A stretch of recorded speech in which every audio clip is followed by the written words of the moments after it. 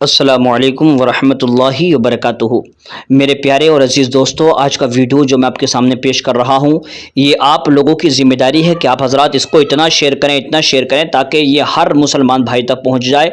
دیکھیے، آپ نے دیکھا ہوگا کہ وسیم رضوی شیعہ جس نے کہ قرآن پاک کے بارے میں انگلی اٹھائی تو پورے کا پورا ہندوستان اس پر پل گیا اور ہر آدمی اس کے بارے میں خوب بولنے لگا۔ لیکن ابھی آپ نے ایک چیز پر دھیان نہیں دیا، جانتے کیا؟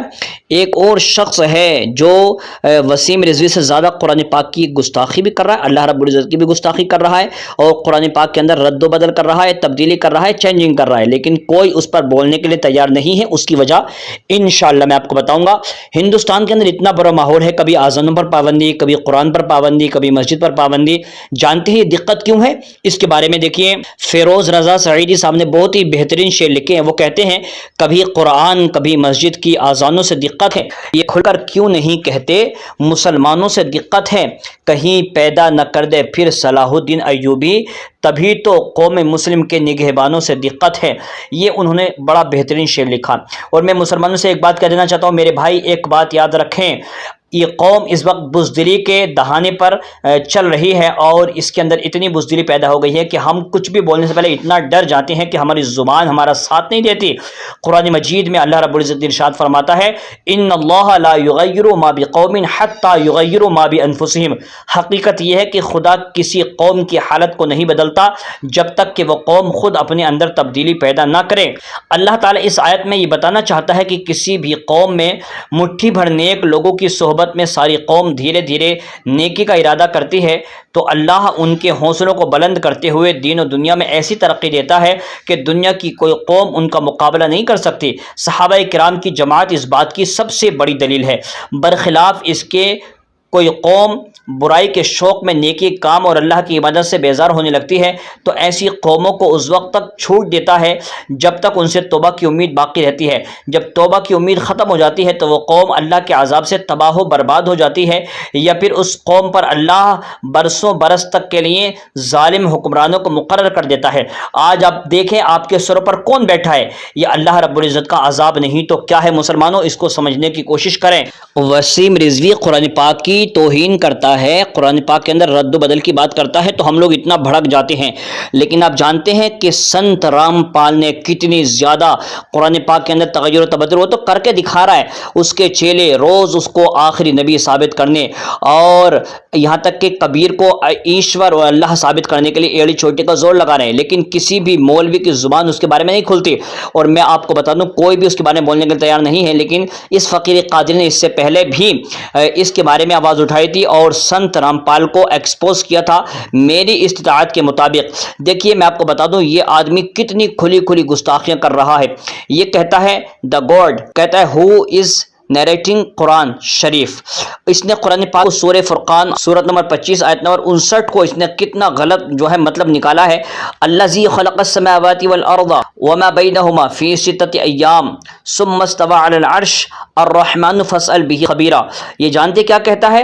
اس آیت کا ترجمہ کہتے ہوئے کہتا ہے is telling Prophet Muhammad to ask a باخبر for the information about Allah Kabir who created the entire nature۔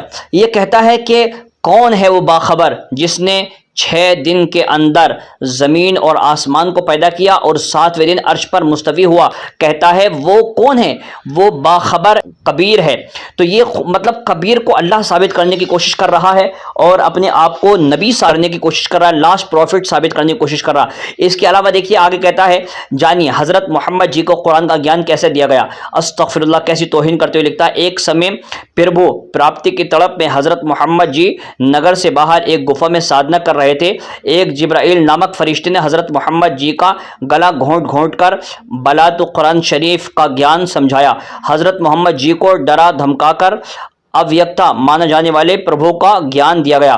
اس جبرائیل دیوتا کے ڈر سے حضرت محمد جی نے وہ گیان یاد کیا۔ اس پرکار محمد صاحب جی کو کال کے بھیجے فرشتے دوارا اس گیان کو جنتا میں بتانے کو وعدے کیا گیا۔ آپ سوچیں کیسی کھلی توہین یہ آدمی کر رہا ہے، لیکن کوئی بھی مولوی کوئی بھی مفتی اس کے بارے میں بولنے کے لیے تیار نہیں ہے۔ یہاں تک کہ جو ہمارے سیاسی لیڈر ہوں یا مذہبی لیڈر ہوں، سب کی زبان پر تالے پڑ چکے ہیں۔ اور دیکھیے آگے یہ کہتا ہے، اللہ کبیر صاحب کا پرمار پوتر قرآن میں ہے۔ اس نے پھر اسی قرآن پاک کا یعنی سورت نمبر 25 اور آیت نمبر 52 سے اس نے پھر وہی بات کہی ہے کہ اللہ رب العزت نے جو 6 دن میں زمین اور آسمان کو پیدا کیا اور 7ویں دن وہ عرش پر مستوی ہوا، یہ آدمی اس سے جہاں پر بھی لفظ کبیر آتا ہے نا، کبیر یا کبیرہ آتا ہے، یہ آدمی اس سے کبیر مراد لیتا ہے۔ تو اس سے یہ اللہ تبارک و تعالیٰ کی شان میں لگاتار توہین کر رہا ہے، لیکن کوئی بھی اس بارے میں بولنے کے لیے تیار نہیں۔ جانتے کیوں؟ میں آپ کو بتاؤں۔ انہوں نے وسیم رضوی کے بارے میں خوب بولا، لیکن اس کے بارے میں کیوں نہیں بول رہا ہے؟ تو مسئلہ یہ ہے کہ انگلی کٹائے بغیر شہیدوں میں نام لکھانا چاہتے ہیں۔ پہلے یہ ہوتا تھا کہ انگلی کٹا کر شہیدوں میں نام لکھا جاتا تھا، لیکن آج انگلی کٹائے بغیر شہیدوں میں نام لکھا جا رہا۔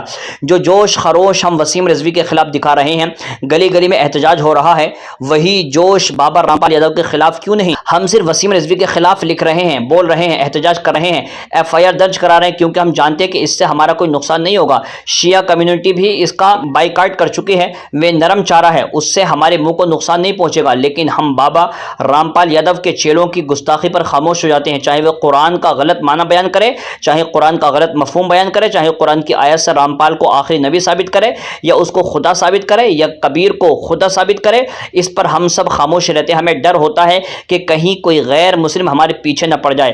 اگر بات یہی ہے تو یاد رکھو، یہ ناموس رسالت کے لیے کام نہیں ہو رہا ہے، بلکہ یہ صرف اپنی واہواہی کے لیے کام ہو رہا ہے۔ بچپن سے ایک کہاوت سنتے آئے تھے کہ سانپ بھی مر جائے اور لاٹھی بھی نہ ٹوٹے، لیکن اب ہم مسلمانوں کا حال یہ ہے کہ سانپ بھی نہ مرے اور لاٹھی بھی نہ ٹوٹے۔ مطلب یہ ہے کہ انگلی کٹائے بغیر ہی شہیدوں کا نام بھی درج ہو جائے۔ بھائی اگر شہیدوں میں نام درج کرانا ہے تو کم سے کم انگلی تو کٹانی ہی پڑے گی۔ یہ ہمارے محمد شاہد علی مصباحی صاحب نے بہت ہی بہترین تحریر لکھی ہے۔